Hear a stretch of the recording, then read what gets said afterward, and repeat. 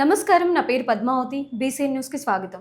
ఎరువుల కంపెనీలు ఉత్పత్తిదారులు కలిసి రవాణా ఛార్జీలు ఇవ్వకుండా డీలర్లకు ఎరువులు ఇవ్వాలంటే లింక్ ప్రోడక్ట్ అమ్మాలని ఒత్తిళ్లకు గురి చేస్తున్నారంటూ తిరుపతి జిల్లా చిట్టమూరు మండల కేంద్రంలో స్వచ్ఛందంగా ఎరువులు, పురుగు మందులు, విత్తన డీలర్లు కలిసి సంపూర్ణ బంద్ చేపట్టారు.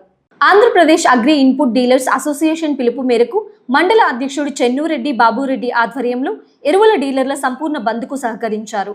కొత్తగుంట నుంచి చిట్టమూరు రైతు భరోసా కేంద్రం వరకు ర్యాలీ చేపట్టారు. ఇన్పుట్ అగ్రి డీలర్లు 11 డిమాండ్ డీలర్లు పలుమార్లు కేంద్ర రాష్ట్ర ప్రభుత్వాలకు తమ సమస్యలు పరిష్కరించాలని వినతులు సమర్పించినా అధికారులు పట్టించుకోకపోవడంతో ఆందోళన బాట పట్టామని తెలిపారు. ఖరీఫ్ సమర్పిస్తున్న వేల ఎరువుల డీలర్లు బంద్కు పిలుపునివ్వడం ఆందోళన కలిగించే విషయంగా ఉందని పలువురు వాపోయారు. ఈ రోజు చేపట్టిన బంద్ దేశవ్యాప్తంగా జరుగుతుందని నాయకులు చెప్పారు. తమ డిమాండ్లపై ఎరువులు, రసాయనాలు, వ్యవసాయ మంత్రిత్వ శాఖల నుంచి తగిన ఆదేశాలు ఇప్పించాలని, లేకపోతే వచ్చే ఖరీఫ్కు నిరవధిక సమ్మెకు దిగుతామని హెచ్చరించారు. ఈ కార్యక్రమంలో నాయకులు ముమ్మడి కృష్ణయ్య, జలీలుద్దీన్, రాజేష్ నాయుడు, భాస్కర్ తదితరులు పాల్గొన్నారు. మరి ఈ ధర్నా దేనికేనంటే, ఇప్పుడు గత 10 రోజుల నుంచి మహారాష్ట్రలో డీలర్స్ అసోసియేషన్ షాపులు మూసేసి ఈ బంద్ ఏర్పాటు చేశారు. 32 సంవత్సరాల నుంచి నేను ఈ వ్యాపార రంగంలో ఉన్నాను. గత 6-7 సంవత్సరాల నుంచి ఈ కంపెనీ వాళ్ళు ప్రతి బస్తాకి ఒక లింక్, ఏ బస్తా ఫర్టిలైజర్ కొన్నా ఏదో ఒక లింక్ ప్రోడక్ట్ ఇస్తూ ఉన్నారు. మరి ఇదేమని అడిగితే మీరు ఇది తీసుకుంటేనే అది ఇస్తామని కాడికొచ్చారు. సీజన్ అనేది, వ్యాపారం అనేది 45 రోజులే ఉంటుంది ఈ ఫర్టిలైజర్ బిజినెస్. ఈ 45 రోజుల్లో మా అవసరాలు బట్టి మేము వాళ్ళు చెప్పిన దానికి తల ఒగ్గి తీసుకోవాల్సిన సమస్యలు వస్తున్నాయి. ఇది మేమందరం కలిసి గత 6 సంవత్సరాలుగా మా యూనియన్, రాష్ట్ర యూనియన్, సెంట్రల్ యూనియన్ దాకా తీసుకుపోవడం జరిగింది. సెంట్రల్ యూనియన్ ఈరోజు స్పందించి ఆల్ ఇండియా డీలర్స్ అసోసియేషన్ బంద్ పాటిద్దాం, ఇది మహారాష్ట్రలో 10 రోజుల నుంచి చేస్తున్న వాళ్ళకి ఒక్కరోజు సంఘీభావంగా అందరం చేద్దాం, త్వరలో దీని పూర్తి కార్యాచరణతో మనం పార్లమెంటు స్తంభించే విధంగా కూడా బంద్ ఏర్పాటు చేద్దామని మా యూనియన్ మాకు ఆదేశాలు ఇచ్చాయి.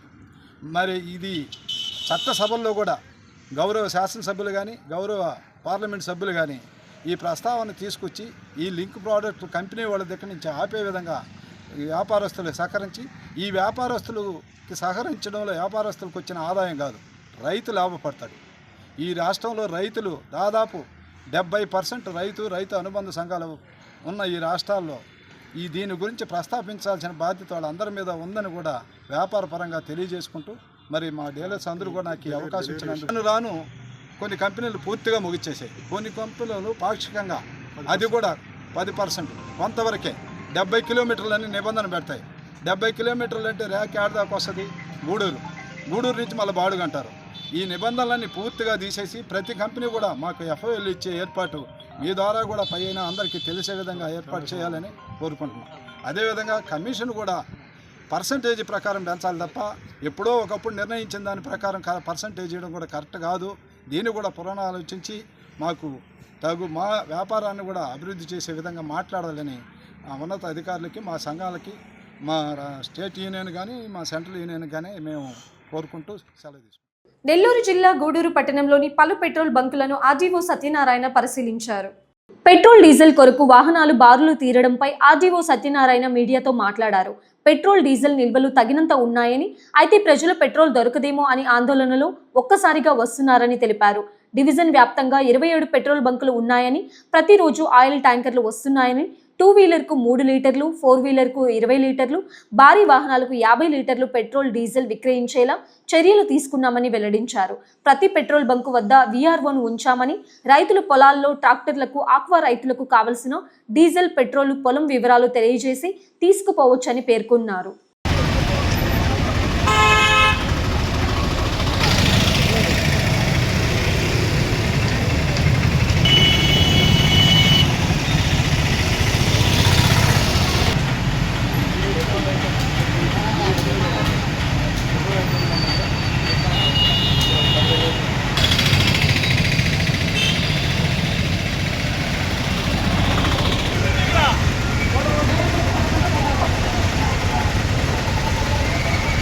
కిచెన్ బాగా పొరపడుతుందని చెప్పేసి వదంతలు రావడం, దాంతో అందరూ ప్యానిక్ అయ్యి అవసరం లేకపోయినా సరే పెట్రోల్ బంక్ దగ్గరకు వచ్చి వాళ్ళ వెహికల్స్ తీసుకొచ్చి ఇక్కడ ఫిల్ చేసుకొని రాబోయే రోజుల్లో దొంగలు భయపడుతున్నారు. అటువంటి భయాందోళన అయిపోతుంది. మనకి సఫిషియెంట్ స్టాక్ ఉంది.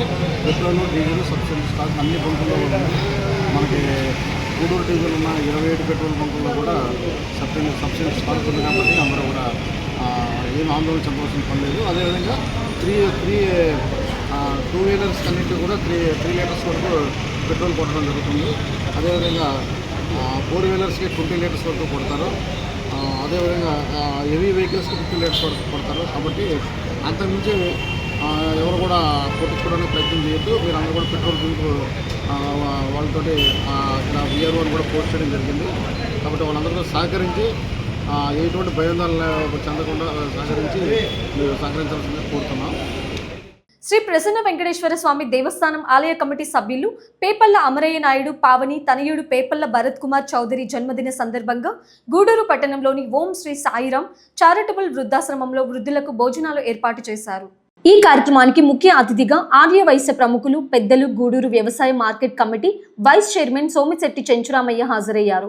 ఈ సందర్భంగా ఆయన మాట్లాడుతూ తెలుగుదేశం పార్టీ సీనియర్ నాయకులు శ్రీ ప్రసన్న వెంకటేశ్వర స్వామి దేవస్థానం పాలక మండల సభ్యులు మా మిత్రుడు శ్రీ పేపల్ల అమరయ్య నాయుడు కుమారుడి జన్మదిన సందర్భంగా వృద్ధాశ్రమంలో భోజనాలు ఏర్పాటు చేసి ఈ కార్యక్రమానికి నన్ను ప్రత్యేకంగా ఆహ్వానించినందుకు అమరయ్య నాయుడుకు నేను ప్రత్యేక ధన్యవాదాలు తెలియజేసుకుంటున్నానని చెప్పారు. వారికి ఆ భగవంతుని ఆశీస్సులు ఎల్లప్పుడూ నిండుగా ఉండాలని మనస్ఫూర్తిగా కోరుకుంటున్నానని తెలియజేశారు. ఈ కార్యక్రమంలో తెలుగుదేశం పార్టీ సీనియర్ నాయకులు పచ్చవ నరసింహనాయుడు, సర్పూరు వెంకటేశ్వర్లు నాయుడు, ఆరికట్ల మధుసూదన్ నాయుడు, మోహన్ చౌదరి, ఆర్యయ్య, గోపాల్, వెంకటేశ్వర్లు నాయుడు, గోపాలయ్య తదితరులు పాల్గొన్నారు.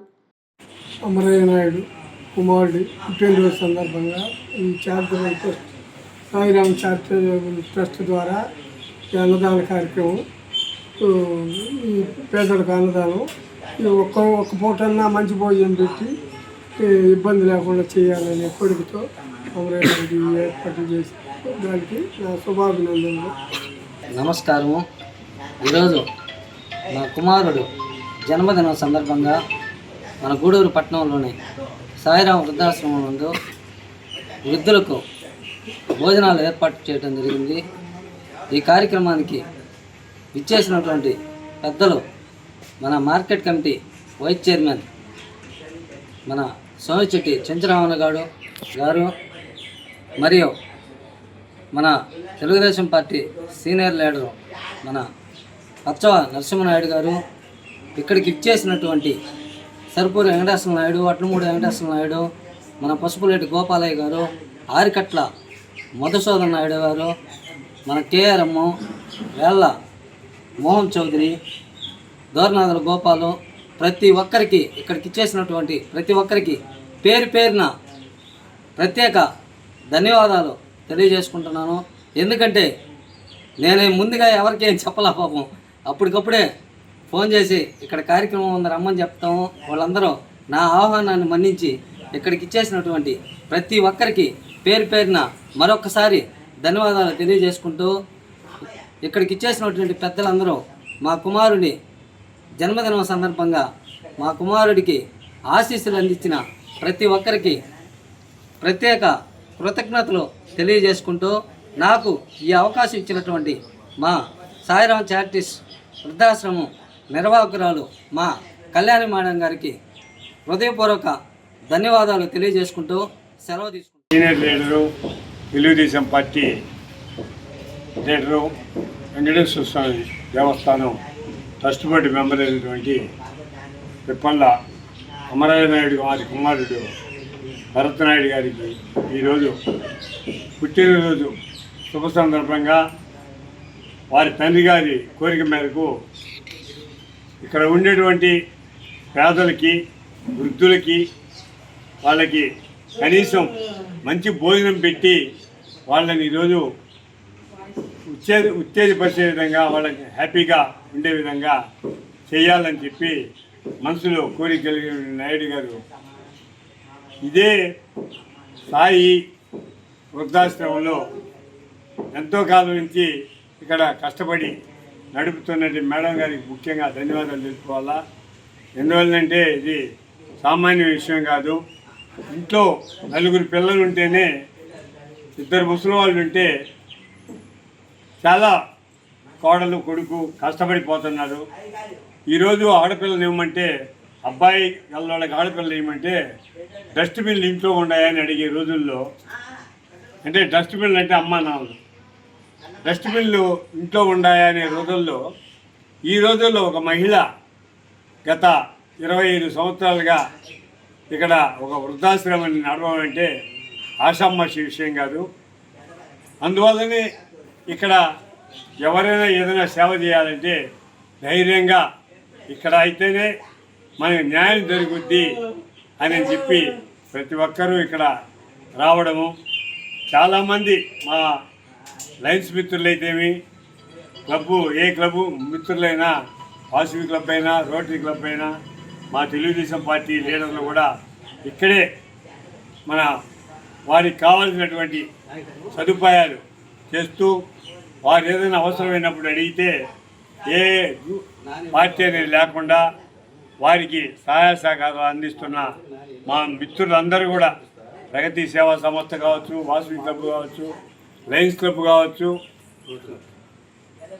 టోటల్గా రోటరీ, ఏ సంఘమైనా, ఏ సేవా సంఘమైనా ఇక్కడ కార్యక్రమాలు జరుపుతూ ఉన్నారు. ఇటువంటి ప్లేస్లో ఇంతకుముందు కూడా అమరయ్య గారు ఒకరోజు అన్నదానం కూడా చేయడం జరిగింది. ఈరోజు కూడా వాళ్ళ అబ్బాయి బర్త్డే సందర్భంగా ఇక్కడ అన్నదానం చేయాలని చెప్పి అతను ఆలోచించి చేస్తున్నాడు.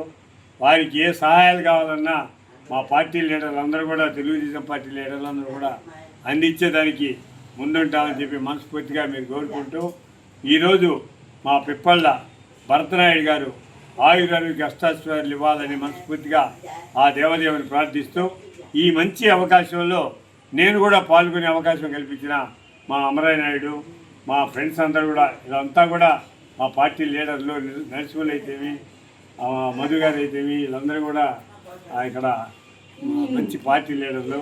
వారందరికీ కూడా పేరున ప్రత్యేకమైనటువంటి ధన్యవాదాలు చెప్తూ సెలవు తీసుకుంటాం. పెంచలకోనలో స్వయంభూగా వెలిసిన శ్రీ పెనుసుల లక్ష్మీ నరసింహస్వామి బ్రహ్మోత్సవాలు సోమవారం వైభవంగా ప్రారంభమయ్యాయి. అందులో భాగంగా గోనెపల్లెలోని లక్ష్మీ నరసింహస్వామి ఆలయం నుంచి ఆదిలక్ష్మి చెంచులక్ష్మీ దేవితో కలిసి స్వామివారు పెంచలకోనకు బయలుదేరారు. కొత్త అల్లుడు ఉభయనాంచారులతో కలిసి కోనకు చేరుకోవడంతో బ్రహ్మోత్సవాలు ప్రారంభమైనట్లు ప్రధాన అర్చకులు పెంచలయ్య స్వామి, రామయ్య స్వామి తెలిపారు. హిరణ్యకశిపుని వదనాంతరం ఉగ్రరూపుడైన నరసింహస్వామి వెలుగొండలో సంచరిస్తుండగా చెంచురాజు కుమార్తె చెంచులక్ష్మి చెలిమితో శాంతించి ఆమెను వివాహం ఆడినట్లు పురాణాల్లో పేర్కొన్నారు. అప్పటి నుంచి గోనెపల్లె గ్రామంలోని ఉత్సవ విగ్రహాలకే పెంచలకోనలో బ్రహ్మోత్సవాలు నిర్వహిస్తున్నట్లు, ఏటా గోనెపల్లెలో పెంచల నరసింహస్వామి పెళ్లి కొడుకుగా ముస్తాబై కోనకు తరలి వెళతారు. ఈ క్రమంలోనే గోనెపల్లె నుంచి ఉత్సవ మూర్తులను ఊరేగింపుగా గిరిజన కాలనీకి తీసుకువచ్చారు. గిరిజనులు సాంప్రదాయబద్ధంగా ఇంటి స్వామి అమ్మవార్లకు ప్రత్యేక పూజలు నిర్వహించారు. పుట్టతేనె, ఇంజేటి గడ్డలు, సారపప్పు, పెదమల్లీలు, బండారు ఆకులతో బాసికం, ఎల్లగడ్డలు, తండేరుతో తాలిబొట్లు, స్వామివారికి కట్నంగా ఇచ్చే ఆరినాథ మొలతాడును సాంగ్యంగా చెల్లించారు.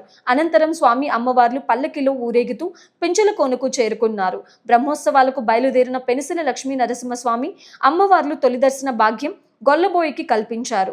గోనెపల్లె నుంచి బయలుదేరిన స్వామివారు గ్రామ శివారులోని గొల్లబోయి ఆలయానికి చేరుకుని ఆయనకు తొలి దర్శనం ఇచ్చారు. గొల్లబోయి ఆలయం వద్ద స్వామివారిని గొల్లబోయి విగ్రహం ఎదురుగా ఉంచి ప్రత్యేక పూజలు నిర్వహించి కోనకు బయలుదేరారు.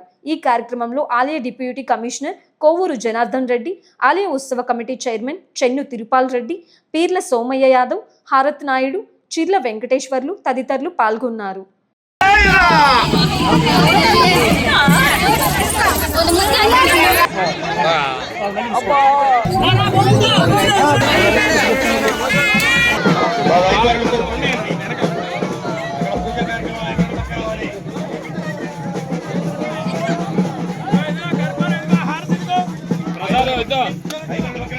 ప్రసాదు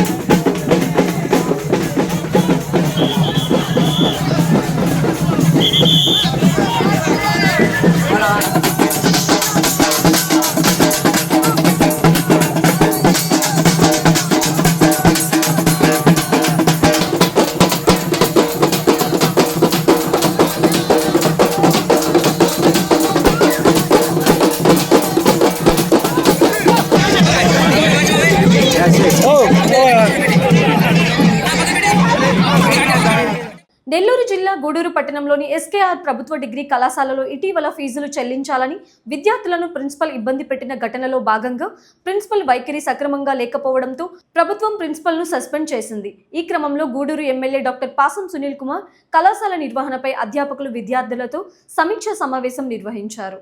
పలు అంశాల గురించి చర్చించారు. ఎమ్మెల్యే సునీల్ కుమార్ మాట్లాడుతూ ఇదే కళాశాలలో తాను చదువుకొని ఈ స్థాయిలో ఉన్నానని, ఇటీవల విద్యార్థుల పట్ల ప్రిన్సిపల్ వైఖరి బాధ కలిగించిందని అన్నారు. ఎంతో ఘన చరిత్ర కలిగిన ఎస్కేఆర్ కాలేజీలో ఎక్కువ అడ్మిషన్లు జరిగేలా విద్యార్థులు వారికి తెలిసిన వారికి చెప్పాలని సూచించారు. కళాశాల పూర్వపు విద్యార్థిగా ఎటువంటి సహకారం కావాలన్నా అందించేందుకు సిద్ధంగా ఉన్నామని వెల్లడించారు. ఈ సమావేశంలో చెంచురామయ్య, రహీం, నాగేంద్ర ప్రసాద్, పెంచలయ్య, సురేంద్ర, మస్తాన్ నాయుడు తదితరులు పాల్గొన్నారు. సార్ యొక్క రాజకీయ పునాదులు పడింది మన కళాశాల చేయాలి. మా బిడ్డలు మీరు పేద పెట్టారు, చదువుకుంటే మా సంతోషం. అంటే సార్ చెప్పారు కదా బాగుంటుంది, మీరు ఒక ఫోటో ఇస్తే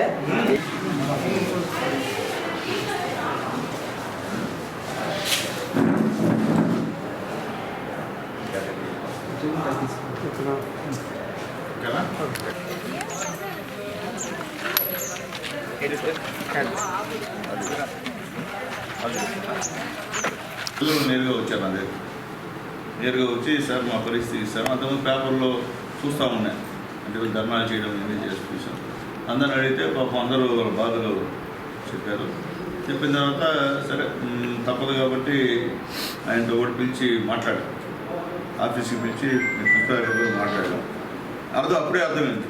ఇప్పుడు మా సీఏ గారు కూడా ఉండారు, దగ్గరే ఉండారు. అంటే ఆయన వర్షను ఆయన చూస్తే ఏదో కొద్దిగా డిఫరెంట్గా ఉన్నాడు. సరే ఎందుకు లేకపోయింది మనకి, ఆయన ఎందుకు ఉంటారని చెప్పి మనం మన పిల్లలు ఇచ్చిందండి కూడా మనం ట్యాక్స్ చేసాం, ఫేషియల్ ట్యాక్స్ చేసాం. వాళ్ళు కూడా చేయించుకొని ఏదో నిర్ణయం అయిపోయింది. మనం ఏంటో అతనికి ఏదో మనం చేయాలని అయితే కాదు, ఎంప్లాయీస్ మనం ఇలా చేయడం పద్ధతి అయితే ఆయన ఉద్యోగం వల్లే ఆయన తెచ్చుకున్నాడు. అది కాబట్టి ఏంటంటే ఆయన వెళ్ళిపోయాడు, ఆయన గురించి మర్చిపోండి. మళ్ళీ ఇక్కడికైతే మళ్ళీ పోస్టింగ్ చేయడం ఆయన ఆడ ఉంటాడు, ఎక్కడో వదిలేయండి. ఇంకా మా కాలేజీ మేమందరం కూడా ఇక్కడ చదువుకున్న వాళ్ళం. మా కాలేజీ బాగుంటే మాకు సంతోషం. మీ కాలేజీ కోసం ఎన్ని ఇబ్బందులు పడ్డామో నాగేంద్ర మీరు అన్నీ కూడా చెప్పారు. కాబట్టి ఏంటంటే పిల్లలు కూడా చెప్పాను అన్నమాట. విషయం ఏంటంటే పిల్లలు కూడా చెప్పేదంటే సిన్సియర్గా ఎంతమంది స్ట్రెంత్ ఉన్నారో వాళ్ళందరూ క్లాస్కి రావాలి. దాంట్లో సగం మంది వచ్చేటట్లేదు, అది కుదిరే కాదు. ఇప్పుడు మీకు ఫేస్ ఐడెంటిటీ పెట్టండి సార్, బయోమెట్రిక్ కదా. కాబట్టి చెప్తాను, ఇప్పుడు వాళ్ళు పిల్లలకి అటెండెన్స్ కావాలా, అది ఉంటే అటెండెన్స్, అది ఉంటే ఫీజు రియంబర్స్మెంట్. అది మీరు వాళ్ళకి చెప్పాలి, అంటే వాళ్ళకి తెలియదు కదా చెప్పాలి. వాళ్ళు ఎందుకు పాపం వస్తారు, ఊరికి వస్తారు, వెళ్ళిపోతారు. వాళ్ళకి ఫీజు రియంబర్స్ అవ్వాలంటే రాదు, అంతే కదా. ఎగ్జామినేషన్ క్వాలిఫై అవ్వాలంటే కాదు, అటెండెన్స్ లేక. ఫేస్ ఐడి ఉంటే వాళ్ళు అవుతారు. అందరూ పెట్టేస్తాం, మాకు కూడా అసెంబ్లీలో కూడా మాకు ఫేస్ ఐడి, మేము కూడా కూర్చుంటేనే మాకు ప్రజెంట్ చేస్తారు, లేకపోతే ఆప్షన్. కాబట్టి ఆ ఇంపార్టెన్స్ కూడా పిల్లలకి తెలియాల్సిన అవసరం. వాళ్ళు చెప్పడం ఏంటంటే లెక్చరర్స్ మాత్రం మాకు దేవుళ్ళు అండి, మాకు బంగారంగా చూసుకున్నారు మమ్మల్ని చెప్పి ప్రిన్సిపల్ గారు తప్ప. సరే మనం గౌరవియాలి కాబట్టి ఇందులో ప్రిన్సిపల్ గౌరవం ఎందుకు తగులు ఇదిలో అయింది మంచి పాప గారని చెప్పి వీళ్ళతో మాట్లాడి అందరూ కలిసి గ్రూప్ కూడా పెట్టి ఆయన కూడా చెప్పి పంపించాం. ఆయన డిఫరెంట్గా మాట్లాడాడు. సరే నేను కూడా కాలేజ్ స్టూడెంట్ కాబట్టి గమ్మున ఉన్నాయి, లేకపోతే వేరే మామూలు ఎమ్మెల్యేకి వేరే మా కాలేజీ కాబట్టి మనం అట్లా పెద్దవాళ్ళు వయసులో పెద్దవాళ్ళు మనం అట్లా మాట్లాడకూడదు కాబట్టి మేము కూడా గౌరవంగానే చెప్పి ఇంకా అయిపోయింది ఏంటి సార్ చదువుకోండి చెప్పాం. కానీ మన పని అయితే మనం చేసాం, ప్రజలకు ఇబ్బంది లేకుండా బట్టలకి ఇబ్బంది లేకుండా. ఇప్పుడు ఏంటంటే మీరు చెప్పింది మేము చేసాం. మీకు చెప్తున్నానండి, సేమ్ మీరు ఎట్లా ఫేస్ చేస్తున్నారో ఆయన నుంచి వీళ్ళు కూడా అదే విధంగా ఫేస్ చేసుకొని చెప్పలేకపోయారు. లోపల మొదలు పడిపోతున్నారు తప్ప వీళ్ళు చెప్పలేకపోయారు. ఇప్పుడు ఇద్దరికి మీకు కానీ మన లెక్చరర్స్ కానీ ఇబ్బంది లేకుండా ఒక సమస్య క్లోజ్ అయింది. ఇక మీరు ఏం చేయాలా అనేది ఇప్పుడు నేను వచ్చిన దానికి మీరు కాలేజీ రెగ్యులర్గా రావాలి ముందు ఉన్నోళ్ళు. తర్వాత మిమ్మల్ని ఇప్పుడు మీ ప్రిన్సిపాల్ గారు ఆయనలాగా ఫీజు కడితేనే మీరు కాలేజీకి రండి అని అడిగే పరిస్థితి లేదు. ఎందుకంటే గవర్నమెంట్ ఫీజు చేయకుండా మిమ్మల్ని ఇక్కడ ఫీజు కలెక్ట్ చేయడం మంచి పద్ధతి. తర్వాత గవర్నమెంట్ నుంచి ఫీజు మీ అకౌంట్లో పడిన తర్వాత మీరు కట్టకుండా పోవడం కూడా పెద్ద తప్పు, అది మంచి పద్ధతి.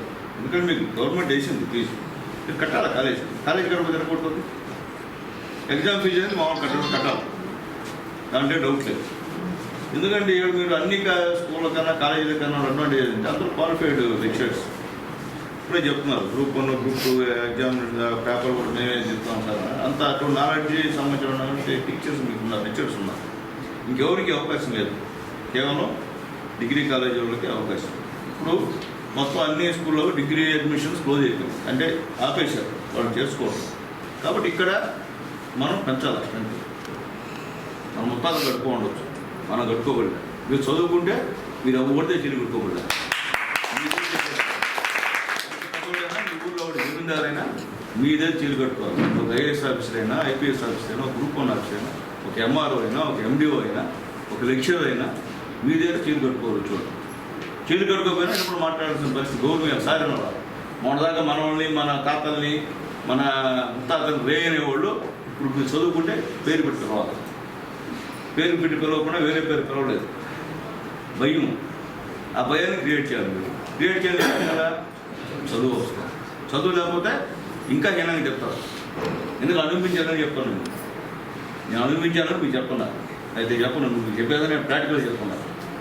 ఎందుకు చెప్తున్నా అంటే అర్థం చేసుకోండి. ఎందుకంటే నేను కూడా చదువుకున్నా, ఇదే కాలేజ్ చదువుకున్నాం, పీజీ చేసాం, కృష్ణుడి పీజీ చేసాం, 90లోనే మున్సిపల్ చైర్మన్. అయిన తర్వాత కూడా అమ్మ నాయన ఎంప్లాయీస్ నాకు ఇంట్లో నా భార్యని బిడ్డ చదివేదానికి వెలుగు సీసీగా చేరాను. వెలుగులో సీసీ అంటే సీసీ అంటే విలేజ్కి వెళ్ళి వాళ్ళతో ఉండి ఎస్టీ కాలనీలు, ఎస్సీ కాలనీలు కొనుక్కొని వాళ్ళు పెట్టి అన్నం తిని వాళ్ళ సమస్యలను తెలుసుకునే ఉద్యోగం. అంటే కింది లెవెల్లో పోవాలా, దానికి వెళ్ళా. మున్సిపల్ చైర్మన్గా బాగా ఉన్నా. ఎందుకు పోయాను? ఇంట్లో భార్య బిడ్డను సాకాలి. ఎందుకంటే అమ్మ నాయన బాధపడకూడదు కదా, వాళ్ళ బాధ ఉంటాయి. వాళ్ళ బాధపడితే ఏమవుతుంది? ఆడ పని చేసి వచ్చాను కాబట్టి ఈరోజు ఈ స్థాయికి వచ్చాను. కింద బాధ తెలియదు అనుకో, ఈ స్థాయికి రాను. నేను కూడా మా నాయన, మా తాత రాజకీయ నాయకుడు అయ్యి, మా ఫ్యామిలీ పొలిటికల్ ఫ్యామిలీ అయితే నాకు పేదవాళ్ళ విషయం నాకు తెలియదు, పేదవాళ్ళు పడే బాధ నాకు తెలియదు. కాబట్టి నేను గ్రౌండ్ లెవెల్లో వెలుగులో పనిచేసి పేదవాళ్ళ విషయం తెలుసు కాబట్టి నా బాధలు అట్లా. 100 మంది ఏమైనా అనుకోవచ్చు, ఈ పిల్లలు నోరు సునీల్ కుమార్కి ఇట్టే మాట్లాడతా, నేను అట్టే మాడతా, దాంట్లో డౌట్ లేదు. ఈ కాలేజీ ఎందుకంటే ఈ కాలేజీ చదివిన వాళ్ళు ఈరోజు ప్రపంచ దేశాలు నలుమూలా ఉన్నారు. ఈ కాలేజీ మీద వాళ్ళందరూ కూడా ప్రేమ ఉంది. ఇక్కడున్న మాకు కూడా ప్రేమ ఉంది. 2014లో ఎమ్మెల్యే గారు శాసనసభ్యులు అయిన తర్వాత నాగేంద్రన్న వీళ్ళంతా కూడా వచ్చి ఈ కాలేజీ పరిస్థితి వివరించిన తర్వాత ఓల్డ్ స్టూడెంట్స్ అసోసియేషన్ ఏర్పాటు చేసి దాంట్లో పాత స్టూడెంట్స్ అందరినీ, మాకు ముందు బ్యాచ్లు తర్వాత బ్యాచ్లు అందరినీ కూడా ఇక్కడ ఒక గెట్ టుగెదర్ ఏర్పాటు చేశాం. దానికి చాలా పెద్ద మొత్తంలో కూడా ఎమ్మెల్యే గారు ఖర్చు పెట్టడం జరిగింది. ఆయన సొంత నిధులతోనే గెట్ టుగెదర్ ఏర్పాటు చేశారు. చేసిన తర్వాత కాలేజీకి తిరిగి ఒక ఊపు వస్తుందని చెప్పి మేము ఎక్స్పెక్ట్ చేసాం. ఆ తర్వాత ఓల్డ్ స్టూడెంట్స్ అసోసియేషన్లో డబ్బులు ఫీజులు కట్టి ఫీజు రింబర్స్మెంట్ పెట్టి ఇక్కడ ఒక హాస్టల్ బిల్డింగ్ ఉంటే, అటాచ్డ్ హాస్టల్ ఉంటే పిల్లలకి బాగుంటుందని చెప్పని దాదాపు 34 లక్షల రూపాయలు తీసుకొచ్చి వెనక హాస్టల్ బిల్డింగ్ కట్టారు. ఎందుకో ఉచితంగా చదువు చెప్తున్నా ప్రభుత్వం కళాశాలలో క్వాలిఫైడ్ లెక్చరర్స్ ఉన్నా కానీ పిల్లలు చేరడం పోవడం చాలా ఇబ్బంది. ఈరోజు డిగ్రీ కాలేజీలు ఆల్మోస్ట్ బయట అన్నీ క్లోజ్ అయిపోయింది. విద్యాలయ క్లోజ్ అయిపోయింది, శ్రీనివాస క్లోజ్ అయిపోయింది, ఎస్వి ఆర్ట్స్ కాలేజీలో క్లోజ్ అయిపోయింది. ఇంకెక్కడ డిగ్రీ కాలేజీలు ఉండే పరిస్థితి కాదు, కరుణామయి అయిపోయింది. ఇప్పుడు ఉన్న దానికి మేము అడిగేది ఒకటే, మాకు ఆశ ఉండొచ్చు, మేము సాయం చేసే ప్రయత్నం చేయొచ్చు. మాకు పిల్లలు చెప్పిన తర్వాత కొంతమంది లెక్చరర్స్ కూడా నాతో మాట్లాడిన తర్వాత శాసనసభ్యుల వారికి చెప్పి ఉన్న సమస్యను మేము పరిష్కరించాం. మాకు రిక్వెస్ట్ ఏంటంటే శాసనసభ్యుల వారు ఈరోజు రావడానికి కూడా కారణం అది. ఎందుకంటే ఈ కాలేజీని తిరిగి పేద ప్రజలకి, పేద విద్యార్థులకు దీన్ని అందుబాటులోకి తేవాలా. రేపు కాలేజీ క్లోజ్ అయిపోతే చదువుకోవాలా, మాకు సీటు కావాలి, నువ్వు వచ్చిన వాళ్ళకి సీటు, కాలేజీ లేకపోతే సీట్ ఆడ నుంచి వస్తుంది, కాలేజీ చదువు చెప్పేవాళ్ళు ఆడ నుంచి వస్తారు. ఈ కాలేజీ రన్నింగ్లో ఉంటే మీరు అందరూ కూడా ఉద్యోగాలు చేస్తారు. ఈ పేద విద్యార్థులు అందరూ కూడా ఈ కాలేజీలో చదువుకునే అవకాశం ఉంటుంది. కాబట్టి దీన్ని ఇంకొద్దిగా ఒకేసారి మనం పైకి తీసుకోవడం కష్టం అనుకున్నప్పటికీ కూడా రేపు ఈ హాలిడేస్లో దీన్ని పబ్లిసిటీ ఇచ్చి విద్యార్థులు కూడా ఈరోజు మీరు ఏదైతే మీ ప్రిన్సిపల్ గారి మీద ఇబ్బంది పెట్టినారో ఆయన మీద ఎట్లా ఫైట్ చేశారు, ఈ కాలేజీలో భవిష్యత్తులో పిల్లల్ని చేర్పించే దాంట్లో మీరే కీలక పాత్ర వహించాలి. ఎందుకంటే చేసిన వెంటనే అక్కడికక్కడ ప్రామిసులు చేసి సుమారుగా 15 లక్షల రూపాయల నిధి సమకూర్చి నేరుగా నా చేతిలోనే పెట్టారు. ఇది గొప్పతనం. జనరల్గా మనం విశ్లేషణ చేస్తే ఎవరు కూడా అంత డబ్బులు వస్తే కొంత చేతికి ఇచ్చి ఇంకెట్లా పోతూ ఉంటుంది. అట్లా కాకుండా మరీ ఇదేంటంటే ఇంకొక పూర్వ విద్యార్థి 5 లక్షలు ప్రామిస్ చేసి 5 లక్షలు ఇస్తే నన్ను ఇంటికి పిలిపించి సంచిలో అట్నే 5 లక్షలు క్యాష్ కట్టలు అట్టే పెట్టారు. దాన్ని అట్లే తీసుకుపోయి స్టేట్ బ్యాంక్ ఆఫ్ ఇండియాలో డిపాజిట్ చేసి ఆ సంవత్సరం నుంచి అడ్వర్టైజ్మెంట్ బాధ్యత 2 కాలేజీలకు మేమే తీసుకుని అక్కడ ఇక్కడ ఫస్ట్ ఇయర్ చేరేటట్టు అప్పుడు ఫీజు రియంబర్స్మెంట్ కాలేజీకి వచ్చేది. కాబట్టి కాలేజీతో ఒప్పందం చేసుకున్నాం. మేము ఫస్ట్ ఇయర్ ఫీజులు మేము కడతాము, వాళ్ళు సెకండ్ ఇయర్కి వచ్చిన రియంబర్స్ అయితే మాకు ఆ ఫీజు రీఫండ్ చేసి ఎంత వస్తే అంత చేస్తే మేము మ్యాచ్ చేసి మళ్ళీ ఫస్ట్ ఇయర్ చేరే వాళ్ళకి ఆ డబ్బులు కడతాము అని చెప్పి 4 ఇయర్స్ కంటిన్యూస్గా ఆ ప్రోగ్రామ్ చేసాం. రామచంద్రుడు గారు సూపరింటెండెంట్గా ఉండే చక్కగా అకౌంట్స్ మెయింటైన్ చేసి ఎప్పటికప్పుడు రిఫండ్ మాకు ఇస్తూ ఉంటే మేము బ్యాంకులో డిపాజిట్ చేస్తూ వచ్చాం. తర్వాత ఈ ఫీజు రియంబర్స్మెంట్ విధానాల్లో మార్పులు వచ్చిన తర్వాత స్కాలర్షిప్ సరిగా రాకపోవడం, స్టూడెంట్స్ రెస్పాన్సిబుల్గా ఫీల్ అయ్యి ఆ డబ్బులు తీసుకొచ్చి కాలేజీలో కట్టకపోవడం, ఇటువంటిప్పుడు మాకు రీబ్యాక్ రావడం లేని ఉద్దేశంతో కాలేజీ వాళ్ళకి చెప్పారు, సార్ ఇది కష్టం అవుతుంది, మళ్ళీ మేము రేపు నేను ఉండొచ్చు, సీట్లు ఇంకోళ్ళు ఉండొచ్చు, మీకు అకౌంటబిలిటీ ఇబ్బంది అయితే మళ్ళీ మమ్మల్ని బ్లేమ్ చేస్తారు. సార్ దృష్టికి మీరు తీసుకుపోవడం, సమస్య పరిష్కారం కావడం అయితే జరిగింది. సమస్య ఇక్కడ పరిష్కారం అయిపోయింది, ఆయన మమ్మల్ని ఇబ్బంది పెట్టాడు, ఆ ప్రిన్సిపాల్ వెళ్ళిపోయాడు అని చెప్పి అనుకోవడం కాదు. ఇప్పుడు ఉన్న సమస్య రాష్ట్రంలో ప్రతి ప్రభుత్వ కళాశాల ఎదుర్కొంటున్నటువంటి సమస్య మన కాలేజీ కూడా ఎదుర్కొంటుంది, అడ్మిషన్స్. సో దీంట్లో స్టాఫ్ కావచ్చు, నాన్ టీచింగ్ స్టాఫ్ కావచ్చు, స్టూడెంట్స్ మెయిన్గా చేరినటువంటి వాళ్ళు మీరు తీసుకురావాలి. ఒక స్టూడెంట్ ఒక అబ్బాయిని తీసుకొని వస్తే, ఒక అమ్మాయి చేరిన అమ్మాయి ఇంకొక అమ్మాయి పక్కింటి వాళ్ళని అడ్మిషన్ ప్రోత్సహించి తీసుకొస్తే గవర్నమెంట్ కళాశాలలు బతుకుతాయి. మీరు ఎంతప్పటికీ ఈరోజు ఇంకా కూడా చెప్పాలంటే వాస్తవంగా నాకున్న పరిచయాలతో టౌన్లో 4 ప్రైవేట్ డిగ్రీ కాలేజీలు 4 ఈరోజు అడ్మిషన్స్ ఆపేస్తున్నారు. కాబట్టి ఏకైక డిగ్రీ కాలేజీ మందే, అది దృష్టిలో పెట్టుకోండి మీరు. అది కూడా సర్వే చేశాను. అట్లయినా కూడా మన కాలేజీకి రావు, పక్కన ఉన్న ఇంటర్ కాలేజీలో అన్ని ఫెసిలిటీస్ కలిగించాము. ఈరోజు 100కు పడిపోయిన అడ్మిషన్స్ ఈరోజు టోటల్ 300 దాకా రీచ్ అయింది. దాన్ని ఎందుకు నిలబెట్టాము అని అంటే భవిష్యత్తులో గూడూరు టౌన్ ఇట్లా డెవలప్ అవుతుంది నా విశ్వాసం అనమాట. టిట్కో ఇళ్ళు కావచ్చు, ఇందిరమ్మ కాలనీ కావచ్చు, జగన్ హౌసెస్ ఈరోజు చూస్తే ఎంతమంది జనాలు ఉదయం నుంచి. తిరుపతి జిల్లా నాయుడుపేటలో పెట్రోల్, డీజిల్ అందుబాటులో లేకపోవడంతో పెట్రోల్ బంకుల వద్ద ప్రజలు బారులు తీరుతున్నారు.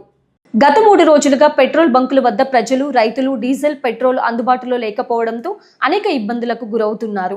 ముఖ్యంగా రైతులు వరి నాట్లకు అవసరమైన నీరు అందించకపోతే వరి నాట్లు నాశనం అయిపోతాయని ఆవేదన వ్యక్తం చేస్తున్నారు. వాటికి నీరు అందించడానికి అవసరమైన డీజిల్ దొరకపోవడంతో తాము ఇబ్బందులకు గురవుతున్నామని వారు తెలుపుతున్నారు.